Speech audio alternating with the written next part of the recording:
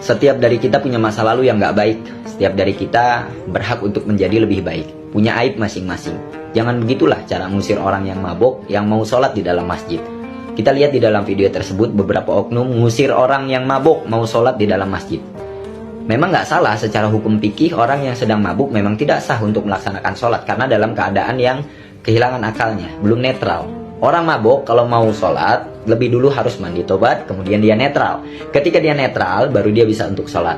Persoalan dengan hadis yang 40 hari tidak diterima amal dan lain-lain itu tidak menjadikan gugurnya kewajiban sholat. Wajib tetap hukum sholat pada pelaku maksiat sekalipun seperti kita, seperti saya. Dan kepada oknum yang ada di video tersebut yang sampai nendang, sampai ngusir dan lain-lain berlebihan, kalian berlebihan. Jadi hanya karena jubah dengan peci yang kita gunakan, jangan sampai memandang rendah pada siapapun. Syekh Abdul Qadir Al-Jilani dalam Nasaihul Ibad berkata, "Idza laqita ahadan minan nas, ra'aitul fadla 'alaika wa taqulu asyayakuna indallah khairan minni." Kalau kita bertemu dengan seseorang di jalan, bagaimanapun rupanya, pandanglah orang itu lebih baik daripada kita di hadapan Allah.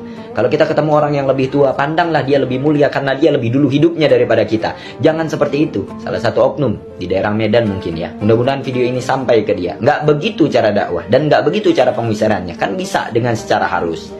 Tapi kembali lagi, karena video itu kita nggak tahu awalnya. Kalau memang yang mabuk, yang memaksakan diri kemudian harus memain fisik sama orang-orang yang ngusir, ya saya juga nggak bisa menyalahkan sepenuhnya kepada oknum tersebut.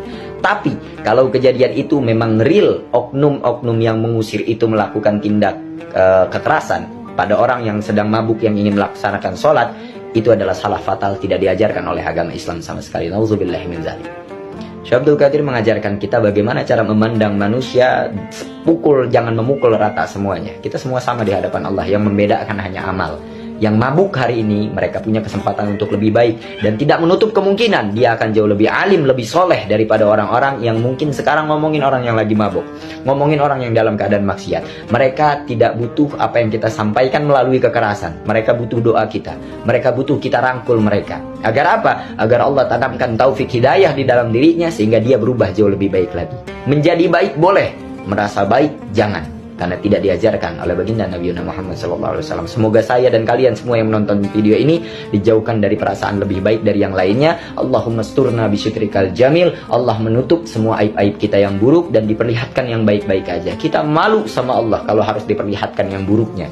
Karena kita ini semuanya sama. Selain Nabi tidak ada lagi manusia yang dimaksum dari perbuatan salah dan dosa. Sama semuanya. Tempatnya dosa diri kita. Nggak boleh ada yang dibeda-bedakan. Oh ini pemabuk, ini punya tato, ini pecinah, ini pejudi dan lain-lain. Nggak boleh. Kita semua sama. Hanya yang membedakan ketaatan dan keimanan seseorang. Tidak ada perbandingan antara matahari dan bulan. Kedua-duanya sama-sama bersinar di waktu yang berbeda. Jangan merasa alim, jangan merasa suci dengan keadaan kita yang mungkin imannya sedang naik. Karena sifatnya iman itu talbis wa yankus. Kadang naik, kadang turun. Di saat kita naik, kita sombong. Kita menghina orang yang imannya sedang turun dan sedang mabuk. Mungkin keesokan harinya, orang yang mabuk itu imannya lebih tinggi daripada kita di hadapan Allah. Dia lebih taat, kita malah jadi seperti itu. Na'udzubillah, summa na'udzubillahi min dzalik. Barakallahu fikum.